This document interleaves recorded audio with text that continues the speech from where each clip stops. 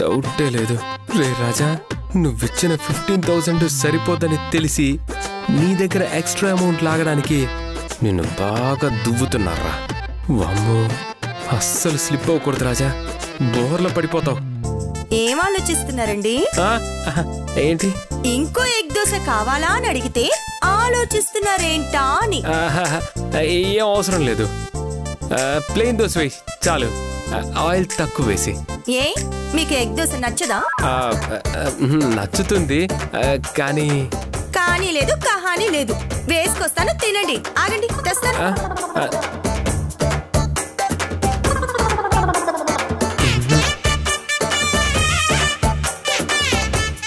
నానా,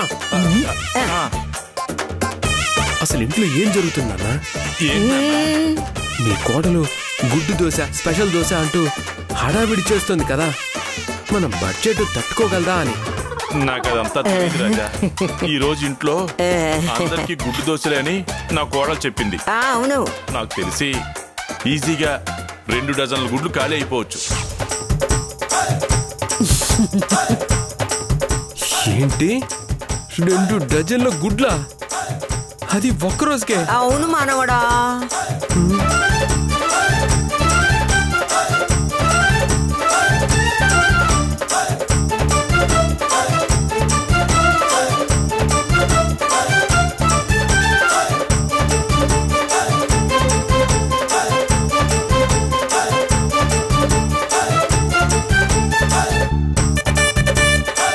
తినండి, తినండి.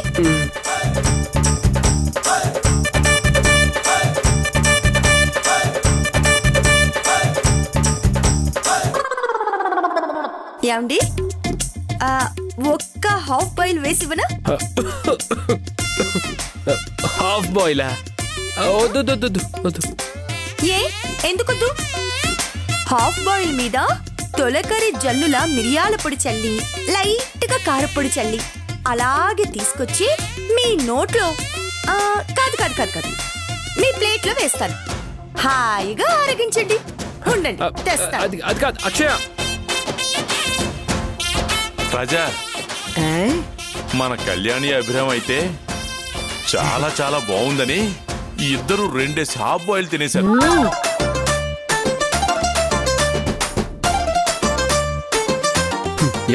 ఎక్కడ వాళ్ళు? లోపల పడుకున్నారు.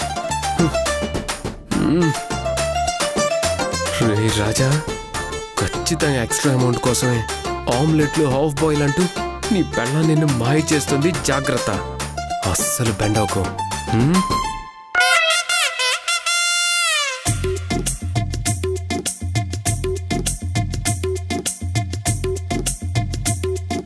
హాఫ్ బాయిల్ రెడీ శ్రీవారు.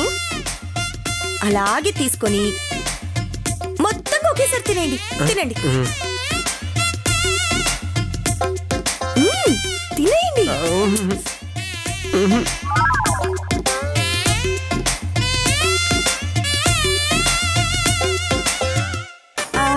ఇంకో హాఫ్ బాయిల్ వేసుకురా. వద్దు, ఇది చాలు.